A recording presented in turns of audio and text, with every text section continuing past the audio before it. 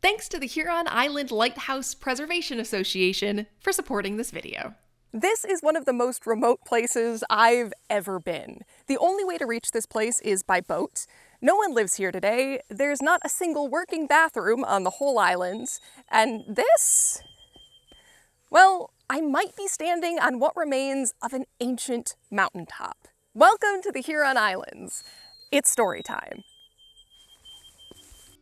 The Huron Islands are a small chain of 8 main islands in Lake Superior, located about 3 miles off the mainland. Unlike some islands in the Upper Peninsula, there's no scheduled boat that regularly comes out here. But conveniently, it turns out that I went on an ATV ride last year with the president of the Huron Island Lighthouse Preservation Association, Bert Mason. And when Bert offered me a lift to the islands and the chance to learn about them for a video, you know I jumped on that opportunity.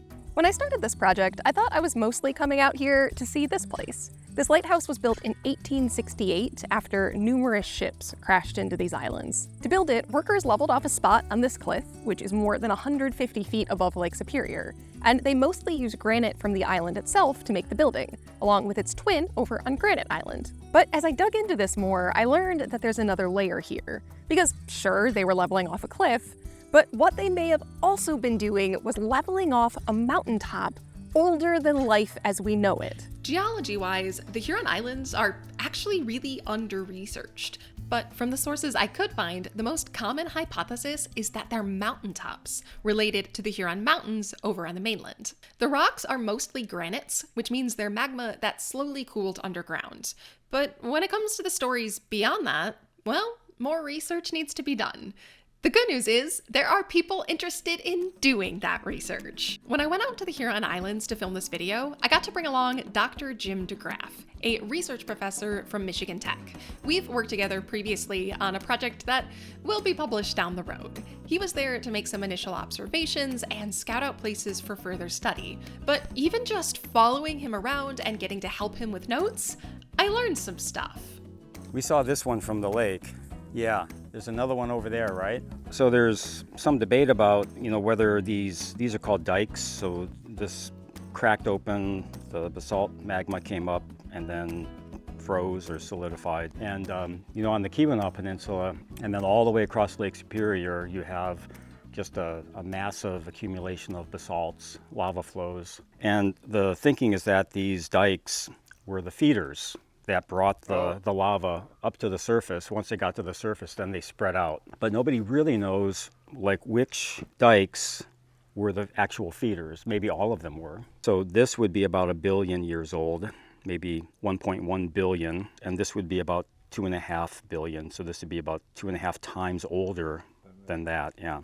If some of the rocks on this island formed at least 2.5 billion years ago, well, that means they formed on an Earth very different from ours, one with different continents and where life was microscopic. So for the majority of their history, there were no animals to see these rocks, no land plants to take over their surface, and humans, well, we basically entered this story yesterday, a measly 10,000 or so years ago, when the glaciers that covered this region retreated, which you can really see evidence of, by the way. The trenches scoured by the glaciers are huge here, easily the biggest I've ever seen. Regardless, though, all of this means that most of the story of the Huron Islands is silence.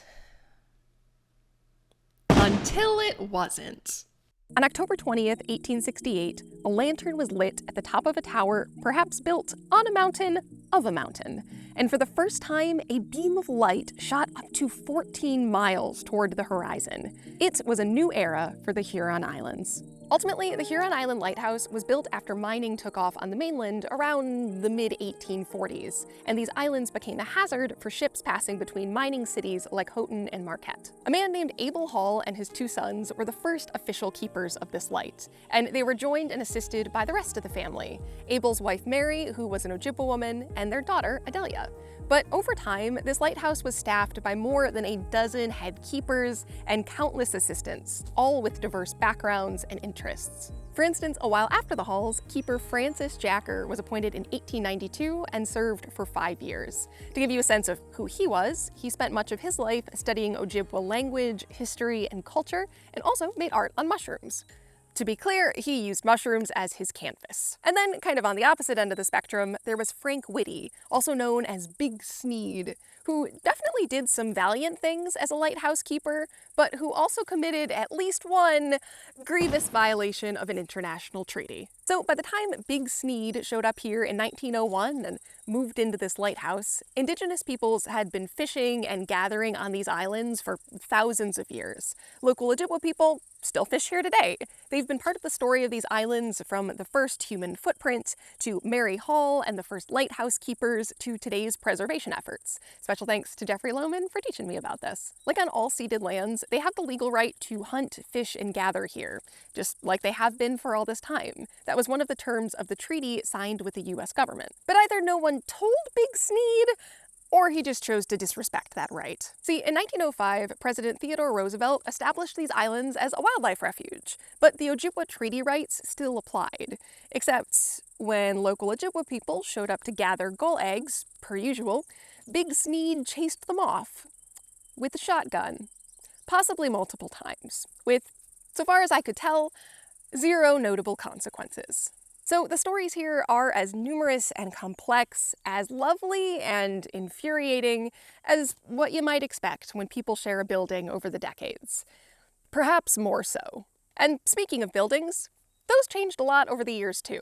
For instance, the lighthouse complex eventually got an oil house, a much-needed fog signal, and then a radio signal, and electricity, and dormers, and finally, indoor plumbing. But things really started to change in the 60s. In 1939, the Coast Guard had taken over management of this lighthouse, and in the 60s, the lighthouse keeper officially moved out of the lighthouse and into the newly constructed Coast Guard barracks. They still managed the light, but the lighthouse no longer had residents. Then came 1972. At the end of that shipping season, the Huron Island Lighthouse was automated, officially getting rid of the need for a keeper in residence. It was the start of yet another new chapter.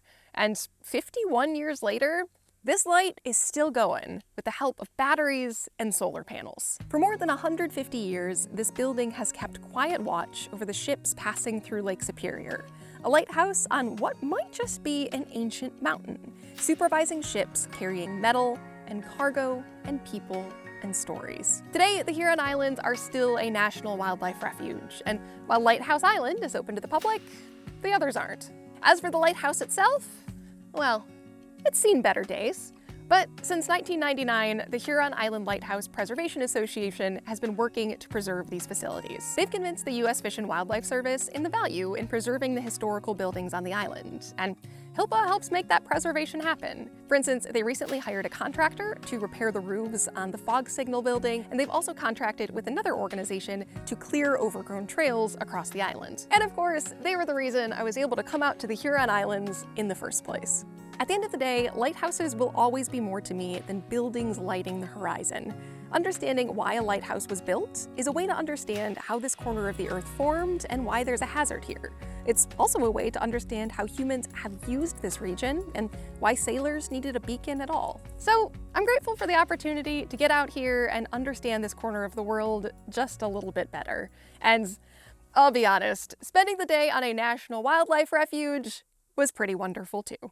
Thanks again to the Huron Island Lighthouse Preservation Association for supporting this video, and to the Baraga County Chamber of Commerce and the L'Anse Masonic Lodge. The Huron Island Lighthouse Preservation Association is only able to keep doing their work here because of donations. So if that's a way you'd like to get involved in this story, you can donate at huronislandlighthouse.org or by mail at the address on screen. Thanks as always for being here and for learning something new with me. I'll see you soon. They've convinced the U.S. Fish and Wildlife Service in the value in preserving the historic... Hello, seagulls. Oh. Well, glad that whole wildlife refuge thing worked out.